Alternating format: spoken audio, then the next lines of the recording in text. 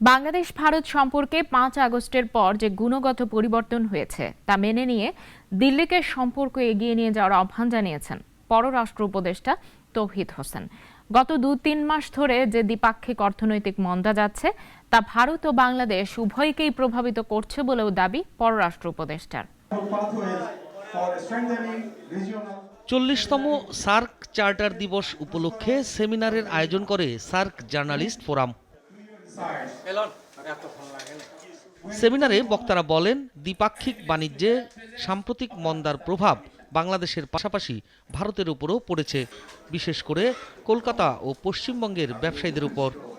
যদি আমরা নিজেদের জন্য সম্পদ সৃষ্টি করতে চাই, যদি আমরা নিজেদের একটা উন্নত দেশে পরিণত করতে চাই, আমরা যদি গরিব রাষ্ট্র থেকে উন্নয়নশীল থেকে যদি আমরা উন্নত রাষ্ট্রে পরিণত করতে চাই, তাহলে আঞ্চলিক সহযোগিতা, আঞ্চলিক বাণিজ্য অর্থাৎ আঞ্চলিক সহযোগিতার মাধ্যমে আঞ্চলিক বাণিজ্য বাড়ানো আমাদের জন্য একটা জরুরি বিষয়।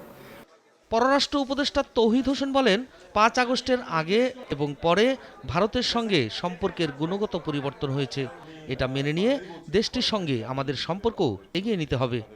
এই যে এখন গত ২-৩ মাস যাবত যে ব্যবসায় মন্দা যাচ্ছে দ্বিপাক্ষিক, সেটা কি শুধু বাংলাদেশকে এফেক্ট করছে? শুধু বাংলাদেশকে এফেক্ট করছে না, এত বড় অর্থনীতির দেশ ভারত, তাকেও কিন্তু এফেক্ট করছে। পরিমাণটা হয়তো প্রপোর্শনালি হয়তো অত বেশি না, কিন্তু এফেক্ট কিন্তু করছে। আপনি কলকাতার অর্থনীতি, পশ্চিমবঙ্গের অর্থনীতি যথেষ্ট ক্ষতিগ্রস্ত হচ্ছে এটার কারণে।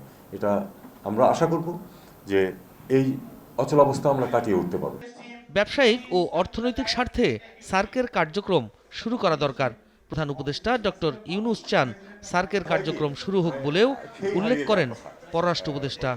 ৫ আগস্টের আগে এবং পরে ভারতের সাথে সম্পর্কে নিশ্চয়ই একটা গুণগত পরিবর্তন হয়েছে।